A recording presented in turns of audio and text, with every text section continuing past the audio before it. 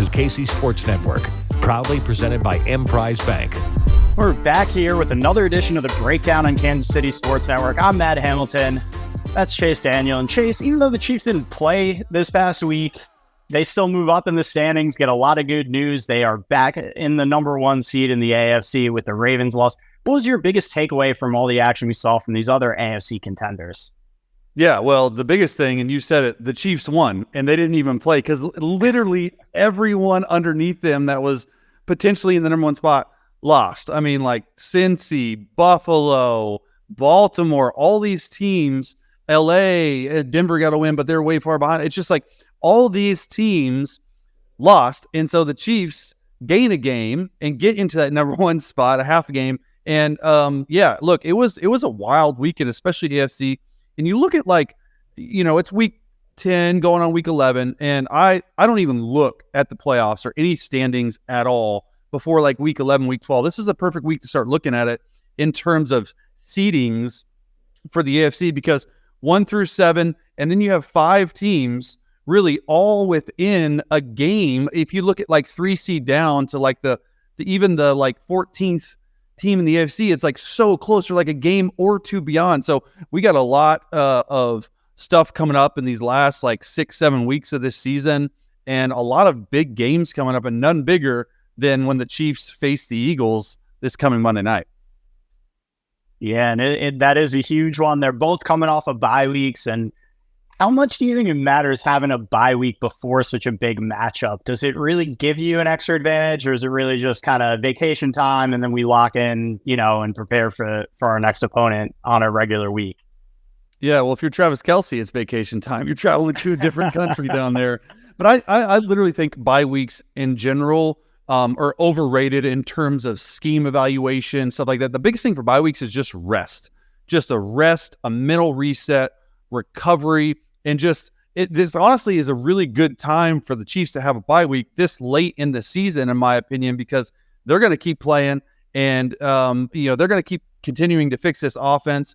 Their defense is nonstop. But like when you look at it, like the record coming off bye week for Andy Reid is like remarkable, right? And there's a reason for it. And the reason is because he gives them the whole week. He gives the players the whole week off. There is nothing that the players have to do the entire week. They can go on vacation, they can rest, they can relax, get workouts on their own. So when they come back in to the facility, they're ready to work. And they actually get an extra day because they're playing on that Monday night game. So it's an extra little time to rest and recover coming off the Germany game, coming off a big win. And I'm excited to see the Chiefs back in action. Yeah, and it's you mentioned it before. I mean, it's as good a matchup as you can hope for going up against the Eagles. Super Bowl rematch, all of those storylines, the Kelce brothers, Andy Reid against so many storylines.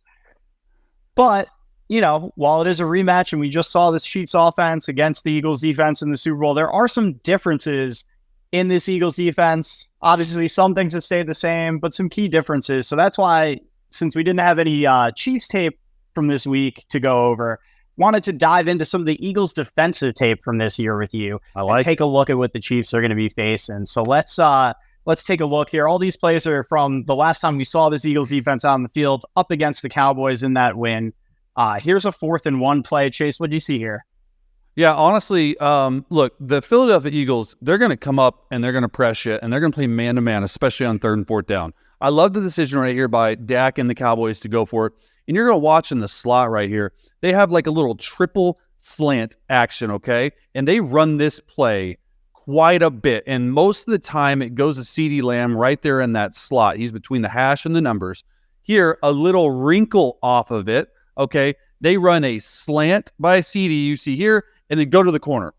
And, you can tell right here there's a whole player and a free safety. They are understanding this is the play that Dallas loves, right? And this is a play that they have prepared for. Well, you know what? Dallas has a plan for it, okay? And that's what I want to see out of Kansas City, right? Like, at this point of the year who you are on offense. And who you are on offense right now is on Kansas City side, you need to continue to keep getting better, right? And that's the biggest thing for me is that when you face this defense, they can get after you not only and rush the passer, but they have really good corners, new safeties. They fly around. They play a lot of man coverage. There's a lot of opportunities for big plays down the field when teams play this type of coverage. Okay, but the biggest thing is it starts up front. You have to have time for these routes to develop, and that's what I'm looking forward to, especially from the offensive line standpoint. Can they give Patrick Mahomes enough time to make these big plays down the field? Yeah, and we're going to dig into some of that pass rush in a little bit. But first, I want to ask you a couple key differences with this Eagles secondary group. 2 new safeties, obviously the newest one, Kevin Byard, who they got right before the trade deadline. Also new defensive coordinator, Sean Desai, Jonathan Gannon, of course, leaving to take the Cardinals job. What do you think is the biggest difference in this Eagles defense from what we saw in that Super Bowl? Well, you hit it. The change of defensive coordinator. I was with Sean Desai for 2 years in Chicago and always thought he was really, really smart. Still keep up with him today. But the biggest thing is he's a little bit of Vic Fangio in terms of playing this too high quarters look, keep everything in front of you, does not pressure a lot at all. Philly used to pressure quite a bit before they switched defense coordinators. Now they're relying on their front four to get home. That's the biggest thing that I'm seeing. And those guys do win a lot up front. They don't have to send pressure to generate pressure. And that's what we're going to dig into a little bit here. The big addition up front in the draft was Jalen Carter. Let's take a look at this next play and walk me through what you're seeing here. Yeah, well, look, this is exactly what we're talking about. They play a lot of cover 2. They play a lot of shell coverage. They make you, check the ball down underneath, and they rush the passer with 4. You're going to see it, this lefty tackle is Jalen Carter. But first, I want to see up there, up top, it's highlighted, Darius Slay. Okay, all they're running is a little stick route by the inside tight end and a go ball outside. Look, Dak tries to throw the stick route right here, okay, pulls it back because Darius Slay doesn't even reroute the outside guy, okay? I guarantee you Patrick Mahomes is seeing that, and I will guarantee it right here on KCSN that he will hit a hole shot if they play it like this, because this right here is not great coverage. People think it is, okay? That's not what a cover 2 corner is supposed to do, okay? If Patrick Mahomes sees a hole shot, he will take it because the safety's so deep. Darius Slay is coming in on this stick route, okay? That could be Kelsey on Monday night, but I guarantee you he hits a hole shot right here. But it's just good. Look, everyone, when they're playing zone defense, everyone on the back end, what do, Matt? They have their eyes on the quarterback, okay? And so when you're able to get home like this, like Jalen Carter, who we just highlighted right here, and you're able to get home so quickly, to me, that is the biggest difference in playing zone coverage, because you see a lot of teams playing zone coverage around the league, and a lot of them can't get home with 4.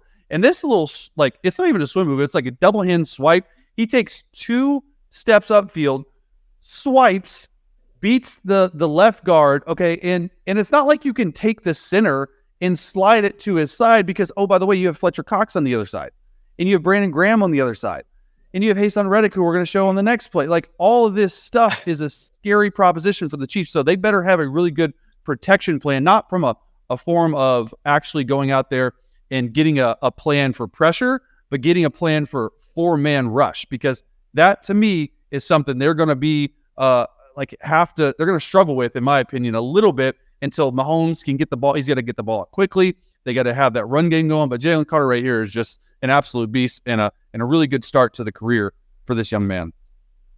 That's the thing. Even if Dak, let's say, Slay makes that contact on the outside, gets a better jam, and Dak throws that sticker out right away, he's still taking a shot from Carter. He just wins so quickly. And there are only a handful of defensive tackles that we see regularly kind of win that quickly off the line. So just another added element to this Eagles front that you have to worry about. But you mentioned Reddick.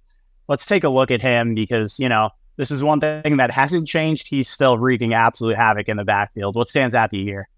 Well, it's just the 4-man rush again, right? And we'll roll this play, and you're going to have a tackle with no chip help. You have empty protection. Okay, you're bringing it upon yourself. Like, you can't do this and expect, even though the Chiefs, in my opinion, have top 5 offensive line, like, look at Hassan Reddick go upfield, okay, any right tackle. As soon as it's right tackle, look, he's about to fall back on his butt. He's dead. Okay, so he's going to swim inside. The right guard is taking Fletcher Cox on the inside, and then he just easily wins inside. All right, a lot of times, though, on these inside pass rush moves, you do not see these type of moves, okay, against Patrick Mahomes. Because even though Mahomes is not the best, like, fastest runner, he can escape a lot of these. So I don't expect a lot of inside pass rush moves this weekend because they want to contain, and everyone I've seen this year that's had success against the Chiefs on defense from an offensive standpoint is they're keeping Mahomes in the pocket as much as they can, okay? So Mahomes likes to escape outside, C-gap right, C-gap left. He doesn't love to step up in the pocket. It's not a lot of up and out with him. And so I don't know if we'll see this pass rush move, but you better be ready for a fight, and you better have some tight ends and some running backs on every second and long or third down chipping. Yeah, it's gonna be key, and you're right. Mahomes is probably out the door here. He still doesn't get enough credit for his legs and what he's able to do and pick up on the ground. Obviously, we saw it in that Super Bowl too. Had a couple huge scrambles that were key moments in that game. And it's also going to be key to remember a big story in that Super Bowl that rubbed Chiefs fans the wrong way was the Eagles pass rushers complaining about the grass and their inability to turn the corner. So all eyes are going to be on that group up front, and whether or not they're able to back up their talk that they'd be able to get home more on a better surface.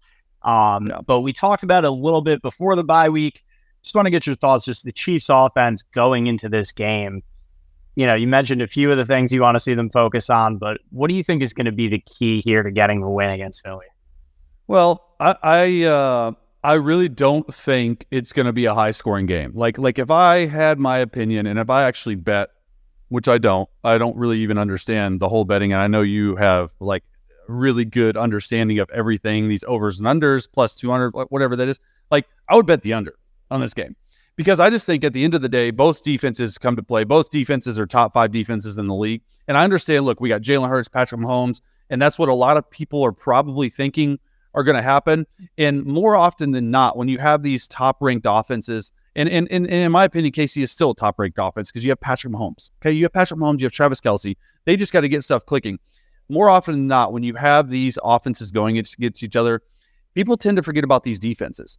And in my opinion, both defenses are playing at a really, really high level right now. So I think the Chiefs have the advantage being at home. But I do think it's going to be one of the best primetime games we've seen this year. There's a reason why, this Super Bowl rematch is on Monday night in the middle of the season with both teams coming off bye. Like these schedule makers, they know what they're doing because they want to get 30 million eyeballs on this game. So it's going to be a game to watch for sure. Definitely. And you imagine the Chiefs still the number 2 defense in the league as we head into week 11. Eagles have the number 1 run defense, which is going to be interesting. I think it's going to be crucial for the Chiefs too, not to become completely one-dimensional. I think with what we've seen with this passing game this year, especially, obviously it's been such a big storyline. It isn't quite what it was. They got to establish some type of presence with Pacheco, or maybe even a little bit more involvement from Jerick McKinnon, like we talked about last week. Yeah, I mean, look, that's the biggest thing going forward is I'm glad you said it because I was hoping you'd tee me up on it. You said it. They do have the number 1 pass or rush defense, okay? So what does that tell you, Chiefs fans?